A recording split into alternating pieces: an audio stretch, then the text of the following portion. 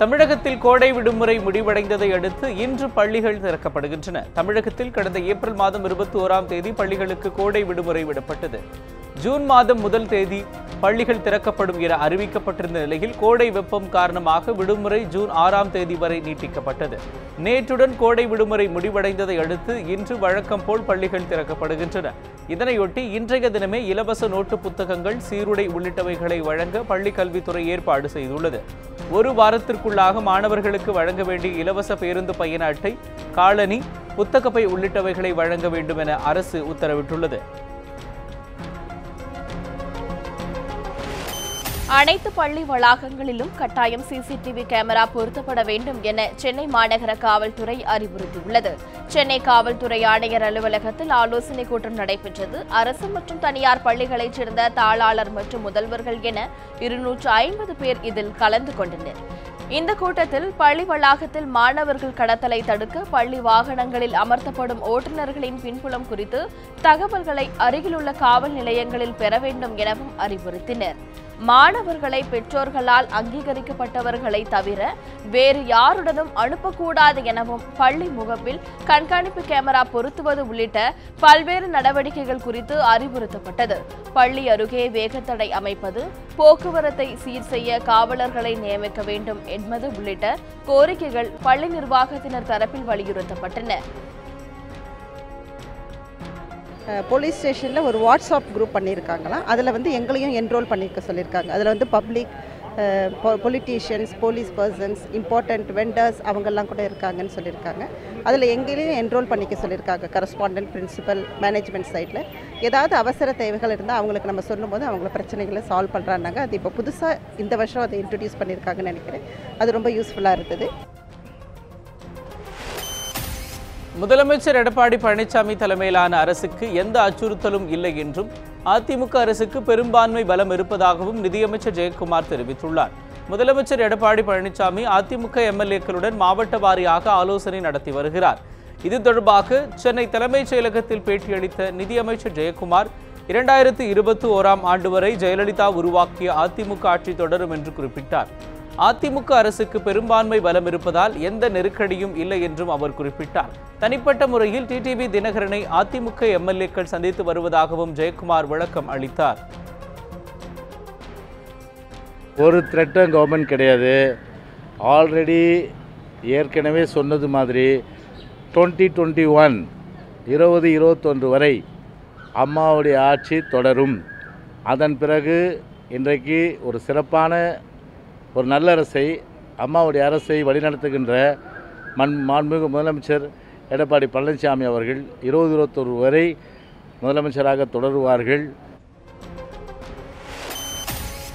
TTV Dinakaran பெயரை குறிப்பிட அமைச்சர் ஜெயக்குமாருக்கு எந்த தகுதியும் இல்லை என அதிமுக அம்மா அணி பேச்சாளர் நாஞ்சில் சம்பத் தெரிவித்துள்ளார்.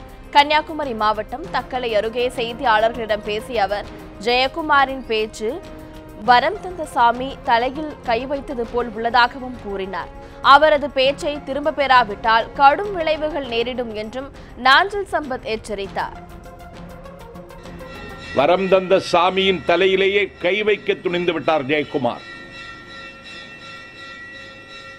யாருடைய சதிக்கு அவர் பலியாகி இருக்கிறார். அவரை ஆட்டுவிப்பது யார் என்பது எல்லோருக்கும் தெரியும். ஆகவே ஜெயக்குமாருக்கு எங்கள் கண்டனத்தை நாங்கள் தெரிவித்துக் கொள்கிறோம். கழக தொண்டர்கள் சார்பில் ஜெயக்குமார் சொன்னதை நிச்சயம் திரும்ப பெற வேண்டும். அதிமுகவின் இரு அணிகளும் இணைவதற்கான சூழல் தற்போது நிலவி வருவதாக முன்னாள் அமைச்சர் மாஃப பாண்டியராஜன் தெரிவித்துள்ளார். திருவள்ளூர் மாவட்டம் திருத்தணியில் அதிமுக புரட்சித் தலைவி அம்மா அணி சார்பில் ஆலோசனை கூட்டம் நடைபெற்றது. பின்னர் செய்தியாளர்களிடம் பேசிய பாண்டியராஜன், முதலமைச்சர் எடப்பாடி பழனிசாமி, டிடிவி தினகரன், சசிகலா உள்ளிட்டோரை ஒட்டுமொத்தமாக நீக்கி தேர்தல் ஆணையத்தில் அறிக்கை சமர்ப்பித்தால் இரு அணிகளும் எளிதாக இணையும் என்றும் தெரிவித்தார். தற்போதுள்ள சூழலில் இரு அணிகளும் இணைவதற்கான வாய்ப்புகள் அதிகரித்துள்ளதாகவும் அவர் கூறினார்.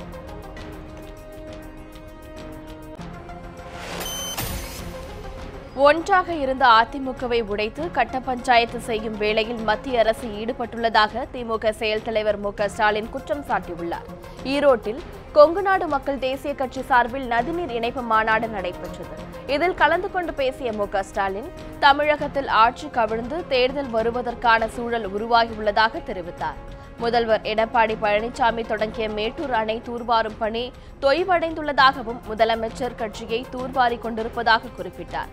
தமிழக அரசை கைப்பாவையாக வைத்துக் கொள்ள மத்திய அரசு சிபிஐ சோதனை நடத்தி வருவதாகவும் குறிப்பிட்ட ஸ்டாலின், ஒன்றாக இருந்த அதிமுகவை உடைத்து கட்ட பஞ்சாயத்து செய்யும் வேளையில் மத்திய அரசு ஈடுபட்டு வருவதாகவும் தெரிவித்தார். ஒன்றாக இருந்ததை ரெண்டாக உடைச்சு, ரெண்டாக இருக்கிறத மூன்றாக இப்ப உடைச்சு, இதுல கிடைக்கல அது சரி செய்யறாங்க. எப்போதுமே ஒரு குடும்பத்தில் 2 பேருக்கு சண்டை வந்தா பக்கத்து வீட்டுக்காரனோ எதிர் வீட்டுக்காரனோ அல்லது அக்கம் பக்கத்தில் இருக்கக்கூடிய உறவினர்களோ வந்து வீட்டுல வந்து உட்கார்ந்து பஞ்சாயத்து பண்ணுவாங்க. அது நல்ல நிலைதான். தகராறு இருக்கிறப்போ பிரச்சனைகளை தீர்த்து வைக்க வேண்டும் என்பது. ஆனால் இல்லாத பிரச்சனையை உண்டாக்கி அதற்கு பிறகு அது சரி செய்யறாங்கன்னா அது பஞ்சாயத்து இல்ல, கட்ட பஞ்சாயத்து. ஆக ஒரு கட்ட பஞ்சாயத்து செய்யக்கூடிய நிலையில தான் இன்றைக்கு மத்தியில் இருக்கக்கூடிய ஆட்சி ஈடுபட்டு இருக்கிறது தவிர வேற அல்ல என்று நான் சொன்னேன். மயிலாடுதுறை அருகே கூட்டுறவு சர்க்கரை ஆலை நிர்வாகம் 12 கோடி ரூபாய் நிலுவைத் தொகையை வழங்க வலியுறுத்தி கரும்பு விவசாயிகள் காத்திருப்பு போராட்டத்தில் ஈடுபட்டனர். நாகை மாவட்டம் மயிலாடுதுறை அருகே தலைஞாயிறு பகுதியில் தமிழக அரசுக்கு சொந்தமான கூட்டுறவு சர்க்கரை ஆலை உள்ளது. ஆலை நிர்வாகம் கரும்பு விவசாயிகளுக்கு வழங்க வேண்டிய 12 கோடி ரூபாய் நிலுவைத் தொகையை வழங்கவில்லை என கூறப்படுகிறது. நிலுவைத் தொகையை உடனே வழங்க வலியுறுத்தியும் முன்னாள் முதல்வர் ஜெயலலிதா ஆலை வளர்ச்சிக்கு ஒதுக்கிய 56 கோடி ரூபாய் நிதி கிடைக்க நடவடிக்கை எடுக்க கோரியும் கரும்பு விவசாயிகள் ஆலை வளாகத்தில் காத்திருப்பு போராட்டத்தில் ஈடுபட்டனர். இதில் ஏராளமான கரும்பு விவசாயிகள் கலந்து கொண்டு கண்டன முழக்கங்களை எழுப்பினார்கள். கடந்த சில நாட்களாக வறட்சி வாட்டி வதைத்த நிலையில் தஞ்சையில் இடியுடன் கூடிய கனமழை பெய்ததால் விவசாயிகள் மகிழ்ச்சி அடைந்தனர். அக்னி நட்சத்திரம் எனப்படும் அக்னி நட்சத்திரம் முடிந்தும் கடந்த சில தினங்களாக வெயில் வாட்டி வதைத்தது. இந்நிலையில் தஞ்சை சுற்றுவட்டார பகுதிகளான திருவையாறு, அம்மாப்பேட்டை, சூரக்கோட்டை உள்ளிட்ட பகுதிகளில் கனமழை பெய்தது. இதனால் வெப்பத்தால் அவதிப்பட்ட பொதுமக்கள், விவசாயிகள் மகிழ்ச்சி அடைந்துள்ளனர். இதேபோன்று சிவகங்கையில் சுமார் 2 மணி நேரத்திற்கும் மேலாக பலத்த காற்றுடன் கனமழை பெய்ததில் மரங்கள் வேரோடு சாய்ந்தன. சிவகங்கை மற்றும் அதன் சுற்று வட்டார பகுதியில் வானம் மேகமூட்டத்துடன் காணப்பட்டது. இந்நிலையில் நேற்று மாலை பலத்த காற்றுடன் கனமழை பெய்தது. இதில் மரங்கள் வேரோடு சாய்ந்தன. தமிழகத்தில் பிற மாவட்டங்களை விட வேலூர் மாவட்டத்தில் வெப்பம் அதிகமாக பதிவானது. இதனால் மக்கள் சிரமம் அடைந்தனர். இந்நிலையில் நேற்று காட்பாடி, ராணிப்பேட்டை, ஆற்காடு சுற்றுவட்டார பகுதிகளில் மழை பெய்ததால் மக்கள் மகிழ்ச்சி அடைந்தனர். தினசரி 100 டிகிரிக்கும் மேலாக வெயில் வாட்டி வந்த நிலையில் 3 மணி நேரத்துக்கும் மேலாக கனமழை பெய்ததால் சாலையில் மழைநீர் தேங்கியது. இதேபோன்று பெரம்பலூர் மாவட்டத்தின் பல்வேறு பகுதிகளிலும் மழை பெய்தது. பிற்பகல் 3 மணிக்கு வெயிலுடன் பரவலாக மழை பெய்ய தொடங்கியது. பழைய பேருந்து நிலையம், புதிய பேருந்து நிலையம், கோனேரிப்பாளையம், பாலக்கரை உள்ளிட்ட பல்வேறு பகுதிகளில் மழை பெய்ததால் அப்பகுதி வெப்பம் தணிந்து குளிர்ச்சியுடன் காணப்பட்டது. சட்டவிரோத பண பரிமாற்றம் செய்ததாக அமலாக்கத்துறையால் கைது செய்யப்பட்ட வேந்தர் மூவிஸ் மதனின் நீதிமன்ற காவலை நீட்டித்து சென்னை கூடுதல் அமர்வு நீதிமன்றம் உத்தரவிட்டுள்ளது. மருத்துவக் கல்லூரிகளில் சீட் வாங்கி தருவதாக கூறி 84 கோடியே 24 லட்சம் ரூபாய் முறைகேடாக பணப்பரிமாற்றம் செய்யப்பட்டதாக அமலாக்கத்துறைக்கு புகார்கள் வந்தன. இப்புகார்களின் அடிப்படையில் விசாரணை நடத்தப்பட்டதில் வேந்தர் மூவிஸ் மதனை அமலாக்கத்துறையினர் கைது செய்தனர். நீதிமன்றத்தில் ஆஜர்படுத்தி நீதிமன்ற காவலில் மதன் புழல் சிறையில் அடைக்கப்பட்டார். இந்நிலையில் நீதிமன்ற காவல் முடிந்து சென்னை 3வது கூடுதல் அமர்வு நீதிமன்றத்தில் மதன் ஆஜர்படுத்தப்பட்டார். அப்போது வழக்கை விசாரித்த நீதிபதி அருள்முருகன் வரும் 20ஆம் தேதி வரை மதனுக்கான நீதிமன்ற காவலை நீட்டித்து நீதிபதி உத்தரவிட்டார். இதற்கிடையே மதன் தரப்பில் ஜாமீன் கோரி சென்னை முதன்மை அமர்வு நீதிமன்றத்தில் மனு தாக்கல் செய்யப்பட்டது. இந்த மனு மீதான விசாரணை நாளை நடைபெற உள்ளது.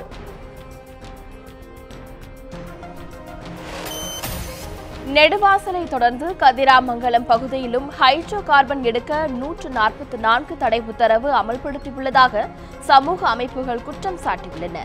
மயிலாடுதுறை அடுத்த கதிராமங்கலத்தில் ONGC நிறுவனம் செயல்பட அப்பகுதி மக்கள் எதிர்ப்பு தெரிவித்துள்ளனர். போராட்டத்திலும் ஈடுபட்டுள்ளனர். இதற்கு ஆதரவு தெரிவித்து தமிழ் தேச மக்கள் கட்சி, பூவுலகின் நண்பர்கள், அணுவுலக்கு எதிரான அமைப்புகள் சார்பில் செய்தியாளர்கள் சந்திப்பு நடைபெற்றது. அப்போது பேசிய அவர்கள், போராட்டத்தில் கைது செய்யப்பட்ட பேராசிரியர் ஜெயராமன் உள்ளிட்ட 11 பேரை விடுதலை செய்ய வேண்டும் என வலியுறுத்தினர். கதிராமங்கலத்தில் ஹைட்ரோ கார்பன் எடுப்பதற்காக 144 தடை உத்தரவு அமலில் உள்ளதாகவும், இதனால் கிராமம் தனிமைப்படுத்தப்பட்டு மக்கள் சிறை வைக்கப்பட்டிருப்பதாகவும் தெரிவித்தனர்.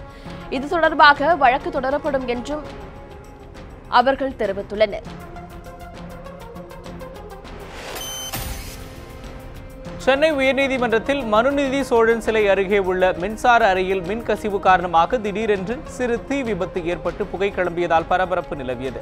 அங்கிருந்த தீயணைப்பான்கள் மூலம் உடனடியாக தீ அணைக்கப்பட்டது. இதனையடுத்து அந்த அருகே மத்திய தொழில் பாதுகாப்பு படை போலீசார் பாதுகாப்பு வளையத்திற்குள் கொண்டு வந்தனர். மேலும் இந்த தீ விபத்துக்கான காரணம் குறித்து உயர்நீதிமன்ற தீயணைப்பு பிரிவினர் விசாரணை மேற்கொண்டு வருகின்றனர். தஞ்சாவூரில் அனைவருக்கும் கல்வி இயக்கம் வட்டார வளமையை அலுவலகத்தை மாநகராட்சி அதிகாரிகள் பூட்டி சீல் வைத்ததால் ஊழியர்கள் சிரமமடைந்தனர். தஞ்சாவூர் மாநகராட்சிக்கு சொந்தமான இடத்தில் தென்கீழலங்கம் பகுதியில் மாநகராட்சி மேல்நிலைப் பள்ளி உள்ளது. இப்பள்ளியில் 500க்கும் மேற்பட்ட மாணவர்கள் பயின்று வருகின்றனர். அதே வளாகத்தில் அனைவருக்கும் கல்வி இயக்கம் வட்டார வளமையும் செயல்பட்டு வருகின்றது. இந்நிலையில் இந்த ஆண்டு மாநகராட்சி மேல்நிலைப் பள்ளியில் மாணவர் சேர்க்கை விகிதம் அதிகரித்துள்ளதாக கூறப்படுகிறது. இதனையடுத்து வட்டார வள மையத்தை காலி செய்ய அதிகாரிகள் தெரிவித்துள்ளனர். ஆனால் மையத்தை காலி செய்யாமல் இருந்ததாக கூறப்படுகிறது. இதனையடுத்து மாநகராட்சி அதிகாரிகள் வட்டார வள மையத்தின் ஒரு அறையை பூட்டி சீல் வைத்தனர். இதனால் மாற்று இடம் வழங்க வேண்டும் என கோரிக்கையும் விடுத்துள்ளனர்.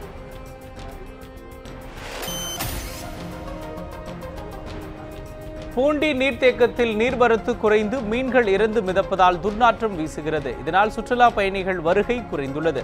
திருவள்ளூரில் இருந்து 10 கிலோமீட்டர் தொலைவில் உள்ளது பூண்டி சத்தியமூர்த்தி சாகர் அணை. சென்னை நகர மக்களின் குடிநீர் தேவையை தீர்ப்பதில் முக்கிய பங்கு வகிக்கிறது. இந்நிலையில் வறட்சி காரணமாக அணையில் நீர் குறைந்து மீன்கள் இறந்து மிதக்கின்றன. இதனால் அப்பகுதியை சுற்றிலும் துர்நாற்றம் வீசி வருகின்றது. இதனால் அப்பகுதிக்கு வரும் சுற்றுலா பயணிகளின் வருகை வெகுவாக குறைந்துள்ளது. இதுகுறித்து வட்டார வளர்ச்சி அதிகாரிகளும் பொதுப்பணித்துறையினரும் நடவடிக்கை மேற்கொண்டு வருகின்றனர் என்றும், மேலும் தொற்று நோய் பரவும் அபாயம் இருப்பதால் மாவட்ட நிர்வாகம் விரைந்து நடவடிக்கை எடுக்க வேண்டும் எனவும் அப்பகுதி மக்கள் கோரிக்கை விடுத்துள்ளனர். இறைச்சிக்காக மாடுகள் விற்பனை செய்வதற்கு விதிக்கப்பட்ட தடையை கைவிடக் கோரி மணப்பாறையில் விவசாயிகள் மாடுகளுடன் ஆர்ப்பாட்டத்தில் ஈடுபட்டனர். மாடுகள் வாங்குவதற்கு வருவாய்த்துறை, விலங்கு நல வாரியம் உள்ளிட்ட அமைப்பு மற்றும் அதிகாரிகளிடம் சான்றிதழ் பெற வேண்டும் என தெரிவித்துள்ளதால் விவசாயிகள் பாதிப்படைந்துள்ளதாக கூறி ஆர்ப்பாட்டத்தில் ஈடுபட்டனர். தமிழ்நாடு விவசாயிகள் சங்கம் சார்பில் நடைபெற்ற இந்த ஆர்ப்பாட்டத்தில் மாடுகளுடன் ஏராளமானோர் கலந்து கொண்டனர். மாடுகள் விற்க வாங்க தடை ஆணையை பிறப்பித்திருக்கிறார்கள். இந்த தடை ஆணை பிறப்பிக்கப்பட்டதனுடைய விளைவு விவசாயிகள் வயதான பசுக்களையும் அதே மாதிரி சினைப்பிடிக்காத பசுக்களையும் அவர்கள் தலையிலே நிரந்தரமான சுமையாக சுமத்தக்கூடிய வகையிலே இந்த அரசாணை இருக்கிறது. பொருளாதார ரீதியாக மிகப்பெரிய பாதிப்பை ஏற்படுத்தக்கூடிய இந்த செயலை, இந்த அரசாணையை கண்டிக்கிறோம். சங்கரன் கோவில் அருகே மாட்டிறைச்சி தடையை மத்திய அரசு ரத்து செய்ய வலியுறுத்தி மார்க்சிஸ்ட் கம்யூனிஸ்ட் சார்பில் மாட்டுக்கறி சாப்பிடும் போராட்டம் நடைபெற்றது. சங்கரன் கோவில் தேரடி திடலில் நடைபெற்ற போராட்டத்தில் தீண்டாமை ஒழிப்பு முன்னணியினர் ஏராளமானோர் கலந்து கொண்டனர். இதில் மத்திய அரசு விதித்துள்ள தடையை உடனடியாக ரத்து செய்ய வேண்டும் என்று முழக்கங்கள் எழுப்பப்பட்டது. இதில் முஸ்லிம் லீக் உள்ளிட்ட பல்வேறு அமைப்பினர் கலந்து கொண்டனர்.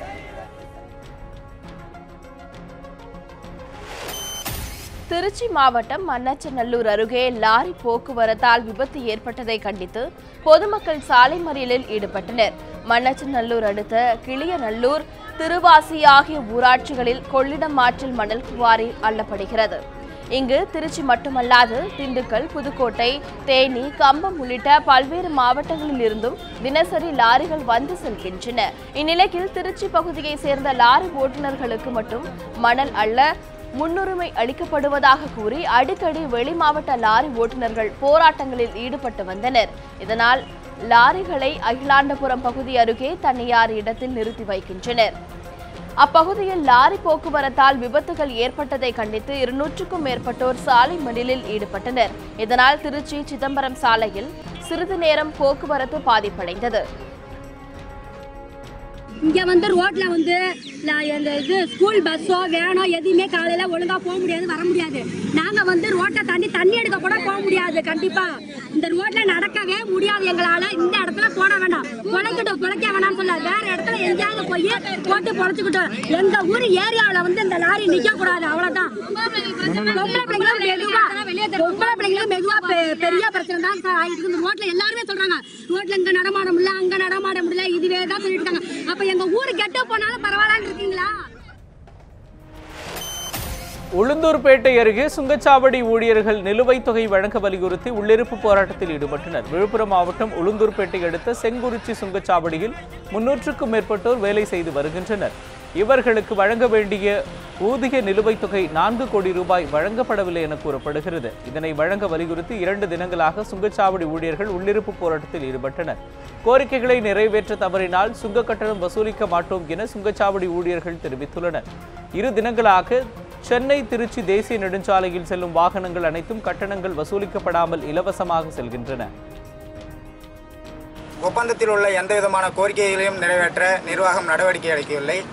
எனவே 2 மாதங்கள் முடிந்த நிலையிலும் 4 மாதங்கள் ஆகிவிட்ட நிலையிலும் தொழிலாளர்களின் கோரிக்கைகளுக்கு செவிசாய்க்க நிர்வாகம் மறுத்துள்ள காரணத்தினால் தொடர்ச்சியாக காத்திருப்பு போராட்டத்தில் ஈடுபட்டு வந்தோம்.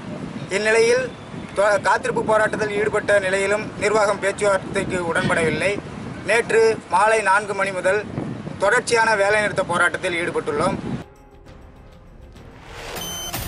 காரைக்கால் அருகே 5 ஆண்டுகளுக்கு ஒருமுறை நடைபெறும் ஆயிரங்காளியம்மன் கோவில் விழா விமர்சையாக நடைபெற்றது. காரைக்கால் அருகே உள்ள திருமலை ராயன்பட்டினத்தில் புகழ்பெற்ற ஆயிரங்காளியம்மன் கோவில் உள்ளது. இக்கோவில் 5 ஆண்டுகளுக்கு ஒருமுறை நடைபெறும் விழா நேற்று நடத்தப்பட்டது. இதனையடுத்து ஆயிரக்கணக்கான பக்தர்கள் படகில் பொருட்களை சுமந்து ஊர்வலமாக வந்தனர். விழாவையொட்டி பக்தர்கள் வசதிக்காக பேருந்து வசதி ஏற்பாடுகள் செய்யப்பட்டிருந்தன. இனி அடுத்த 5 ஆண்டுகளுக்கு பிறகுதான் திருவிழா வரும் என்பதால் லட்சக்கணக்கான பக்தர்கள் கலந்து கொள்வார்கள் எனவும் எதிர்பார்க்கப்படுகின்றது. உலக ஊனமுற்றோருக்கான செஸ் போட்டியில் இந்தியா சார்பில் தங்கம் வென்ற தமிழகத்தைச் சேர்ந்த ஜெனிதாவிற்கு மக்கள் சக்தி இயக்கம் சார்பில் நிகழ்ச்சி திருச்சியில் நடைபெற்றது. 17வது உலக ஊனமுற்றோர் தனிநபர் செஸ் போட்டி ஸ்லோவாக்கியா நாட்டில் கடந்த மே மாதம் 28 முதல் ஜூன் 5ஆம் தேதி வரை நடைபெற்றது. 12 நாடுகளைச் சேர்ந்த வீரர்கள் வீராங்கனைகள் பங்கேற்ற இப்போட்டி தொடரில் திருச்சி பொன்மலைப்பட்டியைச் சேர்ந்த கே ஜெனிதா ஆண்டோ பெண்கள் பிரிவில் 5வது முறையாக தங்கம் வென்றார். திருச்செங்கோடு நகராட்சி உதவி செயற்பொறியாளர் 50,000 லஞ்சம் வாங்கியதாக வந்த புகாரை அடுத்து லஞ்ச ஒழிப்பு போலீசார் இருவரிடமும் விசாரணை நடத்தி வருகின்றனர். நாமக்கல் மாவட்டம் திருச்செங்கோடு நகராட்சி அலுவலகத்தில் நகராட்சி உதவி செயற்பொறியாளரான பிரகாஷ் என்பவர் பணியாற்றி வருகிறார். இவர் ஒப்பந்ததாரர் பாப்புசாமி என்பவரிடம் 50,000 லஞ்சம் கேட்டதாக கூறப்படுகிறது. இது தொடர்பாக பாப்புசாமி லஞ்ச ஒழிப்பு அலுவலகத்தில் புகார் தெரிவித்திருந்தார். இதனையடுத்து லஞ்ச ஒழிப்பு டிஎஸ்பி கிருஷ்ணராஜன் தலைமையில் போலீசார் நகராட்சி அலுவலகத்தில் சோதனை நடத்தினர். அப்போது பாப்புசாமியிடம் இருந்து உதவி செயற்பொறியாளர் பிரகாஷ் பணம் வாங்கும் போது அதிகாரிகள் கையும் களவுமாக பிடித்தனர். பிரகாஷ், அண்ணாதுரை இருவரிடமும் விசாரணையும் நடத்தி வருகின்றனர். அரசின் இலவச திட்டங்கள் தகுதியானவர்களுக்கு சென்றடைய வேண்டும் என கூறி ரேஷன் அட்டைகளை பேரவையில் அதிமுகவினர் ஒப்படைத்தனர். புதுச்சேரி சட்டப்பேரவையில் பூஜ்ய நேரத்தில் நடந்த விவாதத்தின் போது அதிமுக கட்சித் தலைவர் அன்பழகன் தகுதியான நபர்களுக்கே இலவச திட்டங்கள் சென்றடைய வேண்டும் என்று கூறினார். தங்களுக்கு வேண்டாம் என்றும் அறிவித்து ரேஷன் அட்டைகளை ஒப்படைத்தனர்.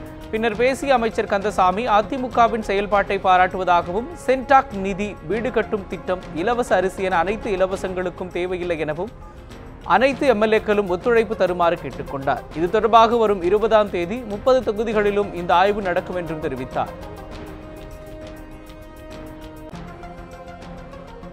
அதிகாரிகளை நியமித்து அங்கே வேலை செய்கின்ற அரசு ஊழியர்கள் வேலை செய்கின்ற அங்கன்வாடி ஒர்க்கர், டிஆர்ஜி சேர்ந்த கிராம சேவர், வருவாய்த்துறை அனைத்து குழுவாக போட்டு 30 ஆய்வு பண்ணி ஒரு வாரம் 10 நாளில் பொதுமக்கள் பார்க்கின்ற வகையில் ஒட்டி வசதி படைத்தவர்கள் இருக்கிற பட்டியல், ஏழைகிற பட்டியலெல்லாம் ஒரு ஆய்வு பண்ணி தானாக முன் வருவதற்கு ஒரு ஆய்வு பண்ண போகிறோம்.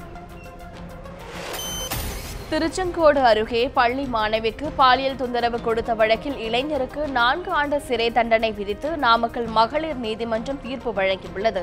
நாமக்கல் மாவட்டம் ஜென்மிட்டம்பாளையம் கிராமத்தைச் சேர்ந்த முத்துகிருஷ்ணன் கடந்த 2015ஆம் ஆண்டு ஆத்தூராம்பாளையத்தில் உள்ள உறவினர் வீட்டிற்கு சென்றுள்ளார். அப்போது அப்பகுதியைச் சேர்ந்த 8 வயது பள்ளி சிறுமிக்கு பாலியல் தொந்தரவு கொடுத்ததாக மாணவியின் தாயார் போலீசில் புகார் அளித்தார். போலீசார் முத்துகிருஷ்ணனை கைது செய்தனர். இது தொடர்பான வழக்கு நாமக்கல் மகளிர் நீதிமன்றத்தில் நடந்து வந்த நிலையில் குற்றவாளிக்கு 4 ஆண்டு சிறை தண்டனை விதித்து நீதிபதி தீர்ப்பு வழங்கினார். இத்துடன் எக்ஸ்பிரஸ் நியூஸ் நிறைவு பெறுகின்றது. அண்மை செய்திகளுக்கு இணைந்திருங்கள் நியூஸ் 7 தமிழுடன்.